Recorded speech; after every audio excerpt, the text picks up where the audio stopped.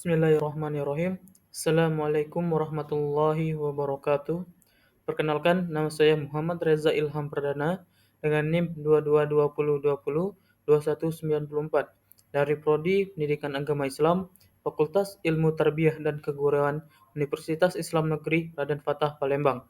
Di sini saya akan mempresentasikan proposal yang telah saya buat yang berjudul Persepsi Guru PAI terhadap Kurikulum Merdeka dan Dampaknya pada Motivasi Siswa di SMP PTI Palembang. Dengan mata kuliah Metodologi dan Praktik Penelitian dengan dosen pengampu Dr. Muhammad Isnaini SAG MPD.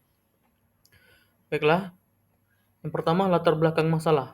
Di SMP PTI Palembang, implementasi kurikulum merdeka masih dalam tahap awal, sehingga perlu adanya penelitian terhadap persepsi guru di sekolah tersebut. Penelitian ini bertujuan untuk memahami sejauh mana guru-guru di SMP PTI Palembang menerima, memahami, dan menerapkan kurikulum ini dalam proses belajar mengajar. Bagi guru, kurikulum merdeka menghadirkan tantangan dan peluang baru. Tantangannya mencakup adaptasi terhadap metode pembelajaran yang lebih bervariasi, pemahaman yang mendalam tentang pembelajaran berbasis proyek, serta penyesuaian dalam sistem penilaian. Kedua, rumusan dan batasan masalah, yaitu bagaimana persepsi guru PAI di SMP PTI Palembang terhadap penerapan kurikulum merdeka dalam proses pembelajaran. Selanjutnya, apa dampak penerapan kurikulum merdeka terhadap tingkat motivasi siswa dalam mengikuti pembelajaran PAI di SMP PTI Palembang? Dan yang terakhir yaitu bagaimana implementasi kurikulum merdeka berdasarkan persepsi guru PAI dapat meningkatkan motivasi siswa dalam mengikuti pembelajaran PAI di SMP PTI Palembang. Nah, dari identifikasi di atas, penulis membatasi penelitian ini agar lebih terfokus dan pada persepsi guru PAI terhadap implementasi kurikulum merdeka yang mempengaruhi motivasi belajar siswa. Selanjutnya, tujuan penelitian.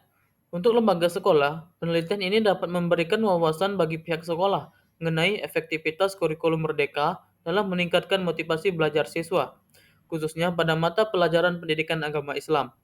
Untuk peneliti, penelitian ini dapat memperdalam pemahaman peneliti mengenai dampak kurikulum merdeka pada pembelajaran PAI, khususnya dari sudut pandang guru. Selanjutnya, tinjauan kepustakaan. Yang pertama, penelitian dari Universitas Negeri Padang mengungkapkan bahwa mayoritas guru memiliki persepsi positif terhadap kurikulum merdeka, tetapi menghadapi tantangan dalam memahami metode pengajaran berbasis proyek dan asesmen yang berfokus pada kompetensi siswa. Yang kedua yaitu sebuah studi dari Universitas Muhammadiyah Makassar menunjukkan bahwa guru pendidikan agama Islam mendukung prinsip pembelajaran yang lebih fleksibel dan inovatif, namun menghadapi tantangan dalam menyesuaikan metode pengajaran berbasis proyek yang diperkenalkan dalam kurikulum merdeka. Dan yang ketiga, sumber lain dari penelitian yang dilakukan di Jawa Timur menunjukkan bahwa banyak guru SMP merasa sulit beradaptasi dengan beberapa perubahan yang diusung kurikulum merdeka, terutama dalam aspek asesmen diagnostik dan pembelajaran berbasis proyek. Selanjutnya yaitu kajian teoritis. Yang pertama, teori persepsi guru.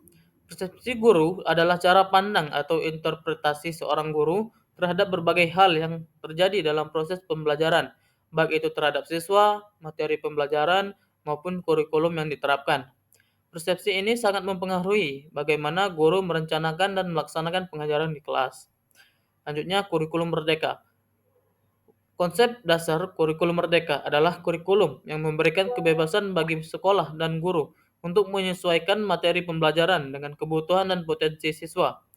Menurut Kementerian Pendidikan dan Kebudayaan, kurikulum ini dirancang untuk memberikan keleluasan bagi pendidik dalam menentukan pendekatan, konten, dan metodologi yang digunakan dalam proses belajar mengajar. Selanjutnya, teori pembelajaran.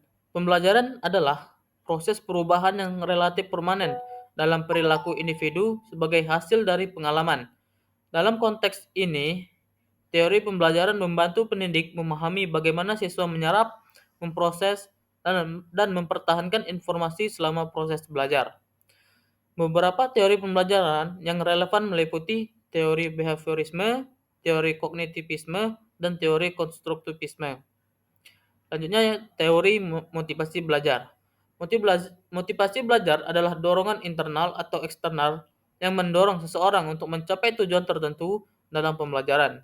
Sandrock pada tahun 2018 menjelaskan bahwa motivasi belajar dapat dikategorikan menjadi dua, yaitu motivasi intrinsik dan motivasi ekstrinsik. Selanjutnya metode penelitian.